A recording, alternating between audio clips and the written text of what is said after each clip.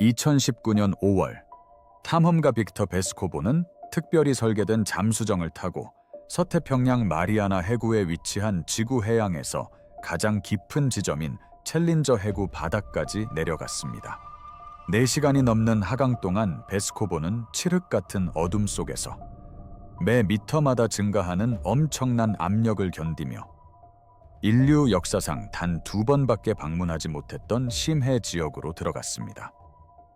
해수면 아래 3,583피트, 약 10,000미터, 즉 7마일, 약 11km에 달하는 에베레스트산 높이보다 더 깊은 곳에서 베스코보의 잠수정은 해저에 닿았습니다. 좁은 가압 캡슐, 바깥의 수압은 평방 인치당 16,000파운드를 넘어 알려진 거의 모든 생물을 순식간에 으스러뜨릴 수 있을 정도였다. 온도는 0에 가까운 수준이었다. 수십억 년 동안 햇빛이 이 깊이까지 도달한 적은 없었다. 그곳의 환경은 화성 표면만큼이나 생명체가 살기에 적대적이었다. 베스코보는 잠수정의 고화질 카메라와 외부 조명을 켜고 최첨단 영상 기술로 4K 해상도의 세밀한 부분까지 포착하며 심해저의 작은 원형 영역을 처음으로 비췄다. 이후 몇 시간 동안 카메라가 기록한 영상은 해양 생물학자들을 놀라게 했고 지구 생명체의 한계에 대한 수십 년간의 가정을 뒤집었으며 아직 탐사되지 않은 지구 해양의 95%에 무엇이 살고 있을지 모른다는 불안한 의문을 제기했다.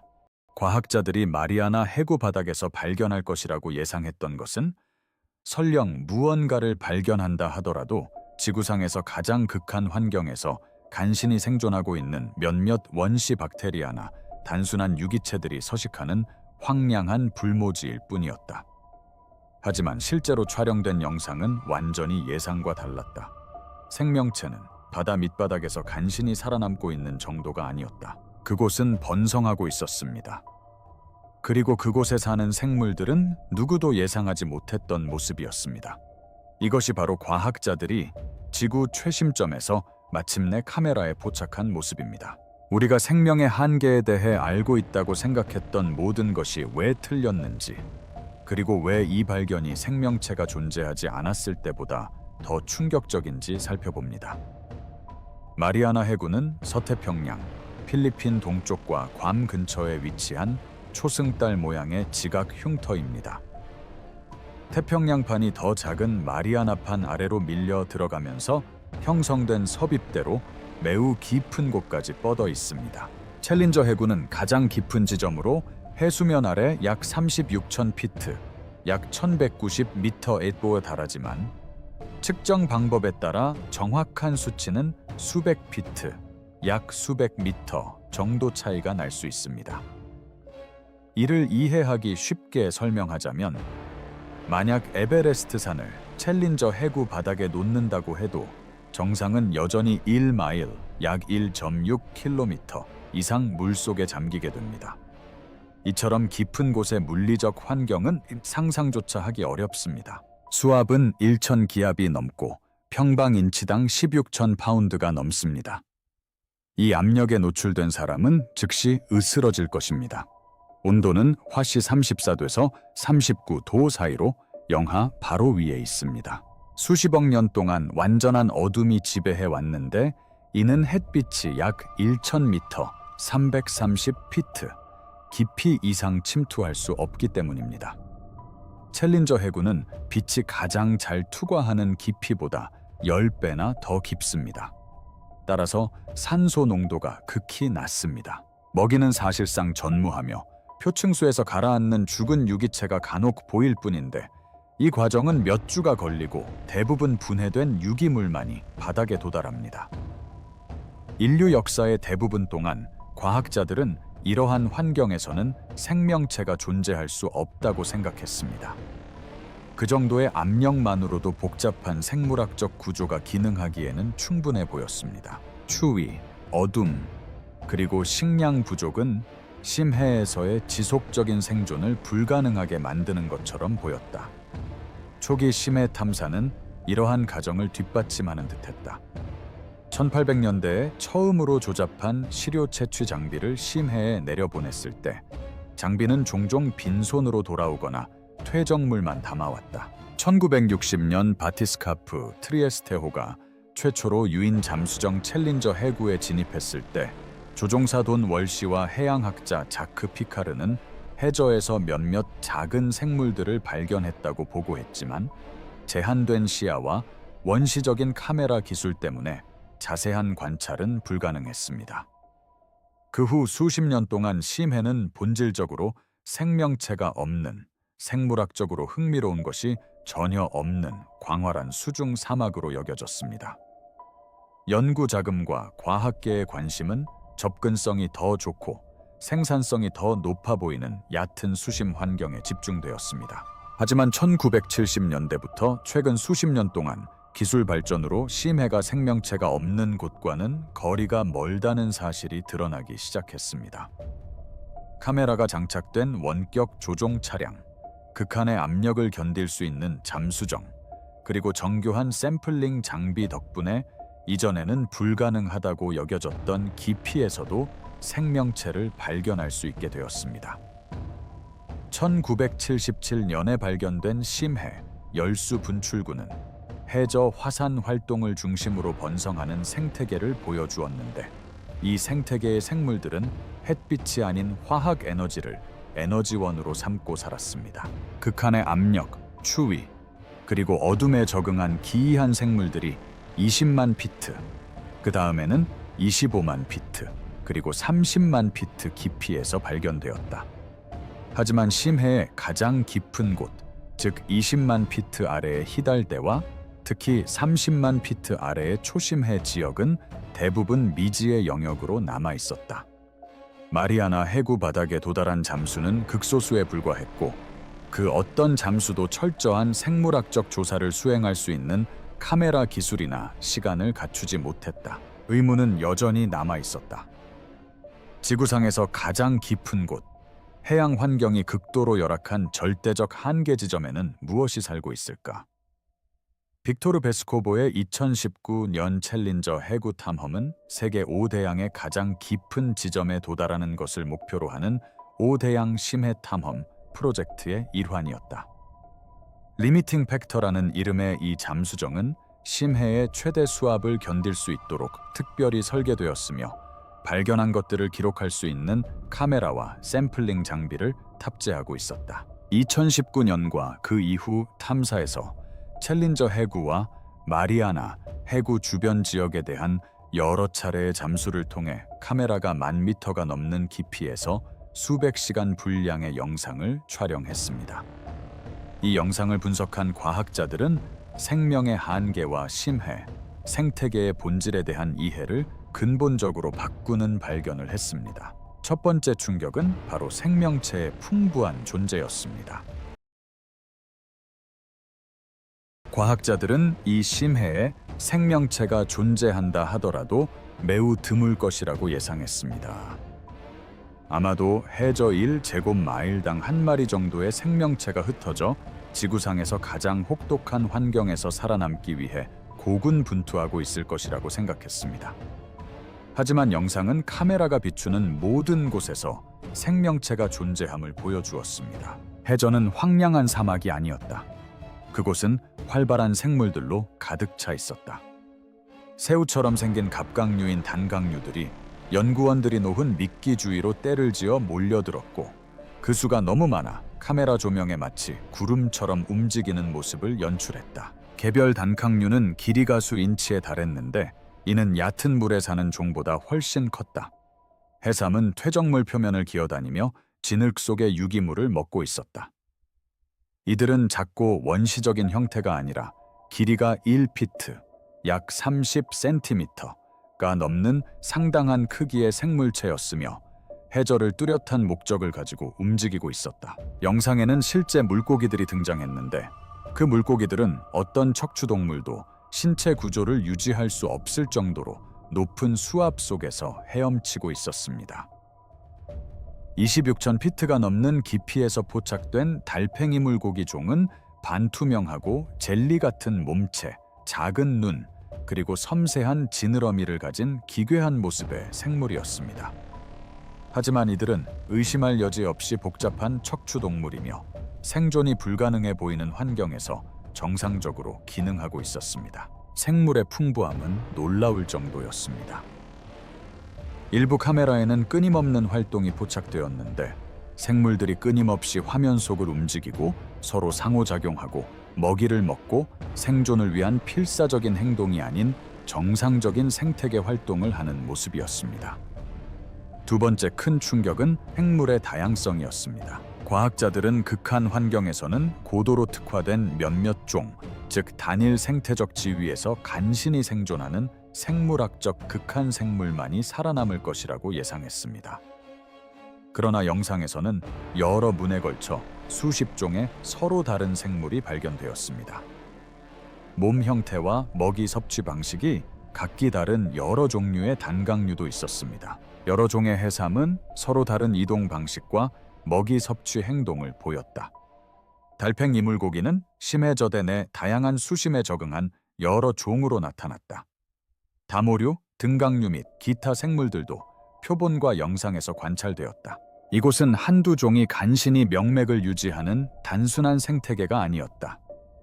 포식자, 청소부 동물, 여과 섭식자, 분해자 등 다양한 생물들이 각기 다른 생태적 역할을 수행하며 복잡하게 얽혀있는 공동체였다.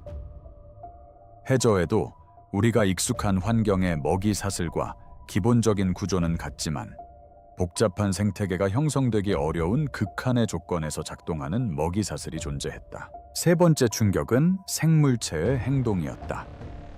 과학자들은 극심한 심해, 생명체가 존재한다면 먹이가 부족한 환경에서 에너지를 절약하기 위해 움직임이 느리고 둔하며 신진대사율이 최소화될 것이라고 예상했다. 하지만 영상은 정반대의 모습을 보여주었다. 단강류는 빠르고 공격적으로 움직이며 먹이를 향해 떼를 지어 몰려들고 경쟁적으로 먹이를 차지하려 했다. 물고기는 평소처럼 유영했는데 에너지를 아끼려는 생물에게서 예상할 수 있는 것처럼 거의 기어가는 듯한 움직임은 보이지 않았다. 해삼은 얕은 바다에 사는 친척들과 비슷한 속도로 해저를 기어다녔다. 마리아나 해구에서 포획된 생물들의 대사 활동을 측정한 결과 이들은 느리게 움직이지 않는 것으로 나타났습니다. 이들의 생화학적 활동은 활발하고 효율적이었으며 추위와 압력에 적응했지만 거의 휴면 상태에 이를 정도로 느려지지는 않았습니다. 이 생물들은 극한 환경에서 단순히 생존하는 것이 아니었습니다. 그들은 극한 환경에 너무나 완벽하게 적응하여 마치 평방 인치당 16,000 파운드의 압력과 0에 가까운 온도가 생명체에게는 지극히 평범한 조건인 것처럼 정상적으로 기능했습니다. 아마도 가장 충격적인 발견은 카메라가 극심한 수심에 사는 일부 생물체의 크기와 복잡한 구조에 대해 밝혀낸 사실이었을 것입니다. 이 갑각류들은 예상보다 훨씬 컸으며 일부 종은 길이가 6에서 8인치에 달해 얕은 물에 사는 일반적인 갑각류가 몇 분의 1인치에 불과한 것과 비교하면 거대한 크기였습니다. 26,000피트가 넘는 상공에서 카메라에 포착된 달팽이 물고기는 미세한 생물이 아니라 상당한 크기의 물고기였습니다. 길이는 8에서 10인치에 달했고 잘 발달된 감각기관, 근육질의 몸체, 기능적인 소화기관을 포함한 복잡한 해부학적 구조를 가지고 있었습니다. 특히 영상에는 때때로 형태를 정확히 식별할 수 없는 움직임과 형태가 포착되기도 했습니다. 퇴적물의 큰 교란은 카메라 시야 바로 바깥에서 무언가 거대한 것이 움직이고 있음을 암시했다. 빛 가장자리의 그림자는 필름에 선명하게 포착된 어떤 것보다 더 큰 유기체가 존재했음을 나타냈다. 이러한 단편적인 모습들은 불편한 질문을 불러일으켰다. 길이가 30cm에 달하는 물고기와 20cm. 크기의 갑각류가 심해에서 살아남을 수 있다면 심해 생물의 실제 크기 한계는 어디까지일까요? 마리아나 해구에는 작은 생물들을 유인하는 조명이나 먹이 시설을 피해 다니기 때문에 아직 촬영되지 않은 훨씬 더 큰 생물이 존재할 가능성이 있을까요? 심해 생물학의 물리적 원리를 고려해보면 극심한 수심에서는 몸집이 큰 생물이 유리할 수 있습니다. 수압은 크기에 상관없이 모든 생물에게 똑같이 작용하며 몸집이 큰 생물은 먹이를 구할 수 없는 긴 시간 동안 생존하기 위해 더 많은 에너지를 저장할 수 있습니다. 또한 대형 포식자는 영상에 포착된 것처럼 풍부한 작은 생물들을 사냥할 수도 있습니다. 마리아나 해구에 대한 음파 탐지기 조사에서 알려진 종과 일치하지 않는 음향 신호가 감지되었습니다. 이는 그 크기의 생명체가 존재할 수 없는 깊이에서 움직이는 거대한 물체입니다. 이러한 신호는 대개 장비 오류나 잘못 식별된 지질학적 특징으로 치부되었습니다. 그러나 심해에서도 복잡한 생태계가 번성한다는 사실이 밝혀지면서 이러한 신호 중 일부는 실제 생물체, 즉 음파 탐지기에서 상당한 반향을 일으킬 만큼 큰 생명체일 가능성이 제기되고 있습니다. 심해는 지구에서 가장 넓으면서도 가장 탐험이 덜 된 서식지입니다. 심해의 80% 이상은 아직 상세하게 지도화된 적이 없으며 인간이나 카메라로 직접 관찰된 곳은 5%도 차에 되지 않습니다. 마리아나 해구만 해도 수천 제곱마일에 달하는 해저를 덮고 있는데 그중 직접 촬영된 곳은 고작 수십 제곱야드에 불과합니다. 만약 조사된 가장 깊은 지점에 복잡한 생명체가 존재한다면 태평양 연안 해구에 있는 약 4만 5천 제곱마일의 해저를 덮고 있는 수심 6에서 11천 미터의 심해대인 하달대 전체에도 존재할 가능성이 매우 높습니다. 펜실베이니아 주 크기만한 이 지역은 완전한 어둠 속에서 엄청난 수압에 시달리고 있으며 거의 탐사되지 않았지만 이제는 다양한 생태계를 지탱하고 있는 것으로 밝혀졌습니다. 이 광활한 해저 세계에 서식하는 생물들은 수백만 년 동안 지표면 환경과 완전히 고립된 채 진화하고 적응해왔습니다. 챌린저 해구에서 촬영된 영상은 눈에 보이는 것들, 즉 불빛이나 먹이에 접근할 만큼 용감하거나 호기심 많은 생물들을 보여줍니다. 하지만 카메라 범위 밖의 어둠 속, 잠수정이 한 번도 방문하지 않은 해구의 깊은 곳, 인공 조명이나 인간의 존재가 환경을 방해하지 않을 때만 나타나는 행동에 대해서는 아무것도 알려주지 않습니다. 마리아나 해구 영상과 표본 분석을 통해 밝혀진 가장 중요한 사실 중 하나는 심해 생물들이 어떻게 엄청난 수압 속에서 살아남는지에 대한 것입니다. 과학자들은 처음에는 심해 생물들이 일반적인 생물을 파괴할 정도의 압력을 견딜 수 있도록 특수한 구조적 적응, 매우 강한 세포벽, 특이한 단백질 또는 이국적인 생화학적 특성을 가지고 있을 것이라고 추측했습니다. 하지만 실제는 훨씬 더 정교하면서도 충격적입니다. 심해 생물은 수압에 저항하지 않습니다.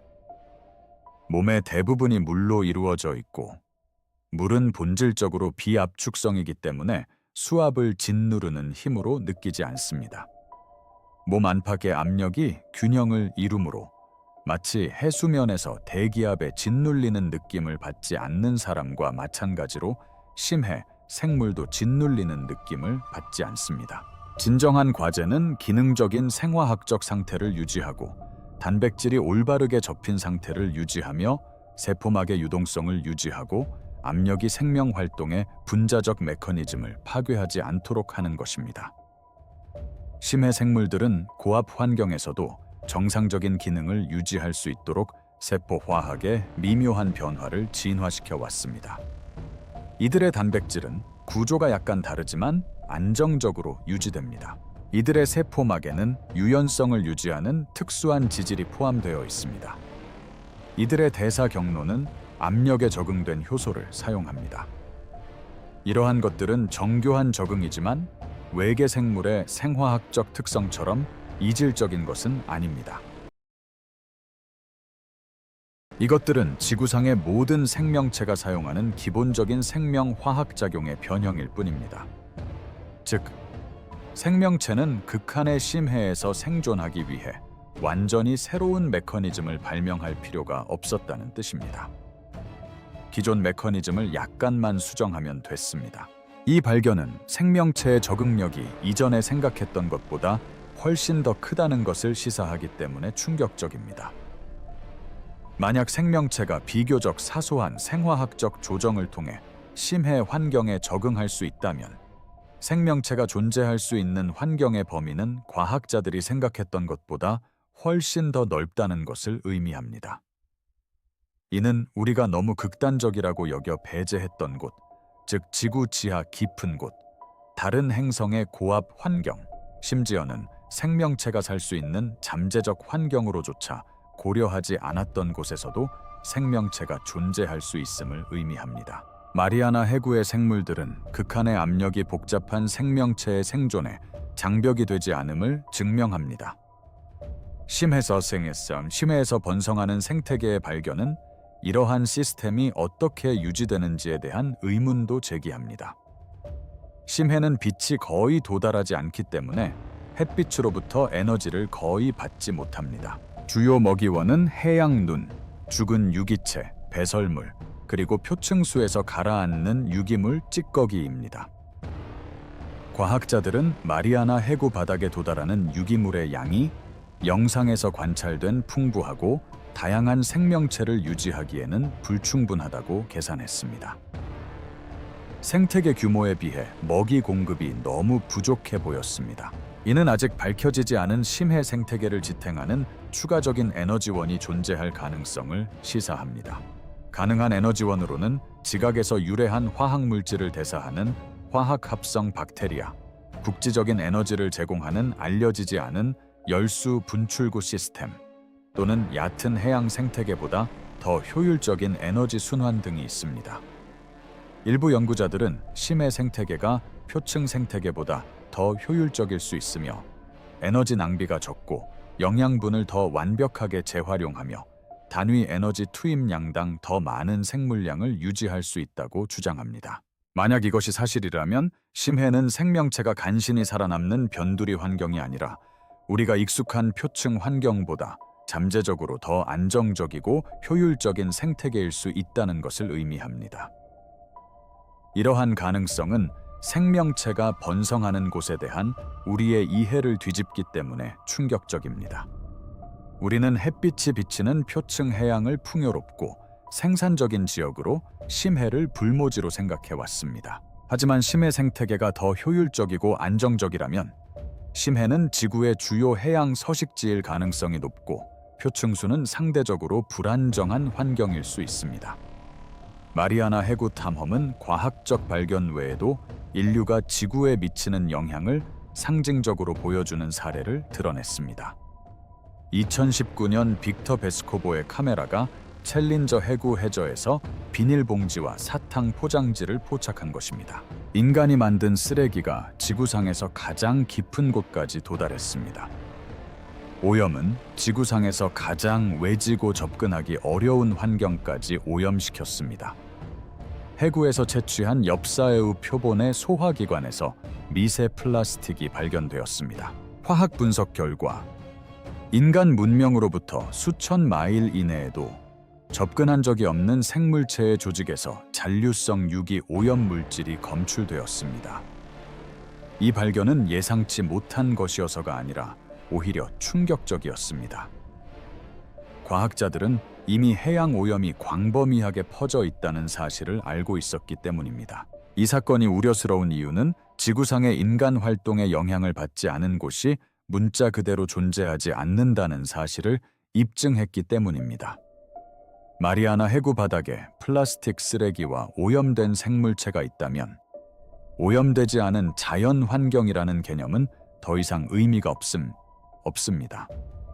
지구상에서 가장 극한의 자연 환경에 적응해온 심해 생물들은 이제껏 진화 과정에서 마주하지 못했던 새로운 도전에 직면하게 되었습니다. 그들은 7마일 상공에 서식하는 생물이 만들어내는 산업 화학 물질과 플라스틱 오염에 직면하고 있습니다.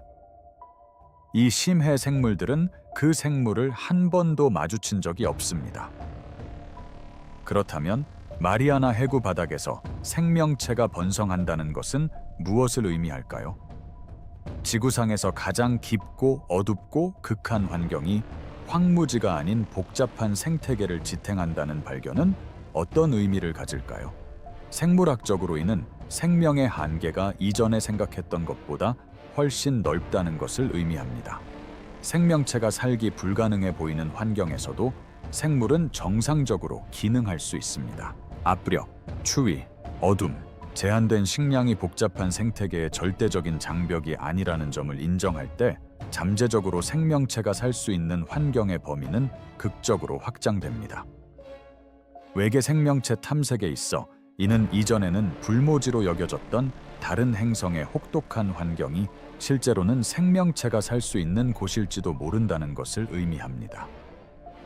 만약 마리아나 해구 바닥에서 생명체가 번성할 수 있다면 유로파나 엔셀라두스의 얼음 아래 고압의 바다, 화성의 깊은 지하, 또는 우리가 생명체가 존재할 가능성조차 고려하지 않았던 환경에서도 생명체가 번성할 수 있을 것입니다.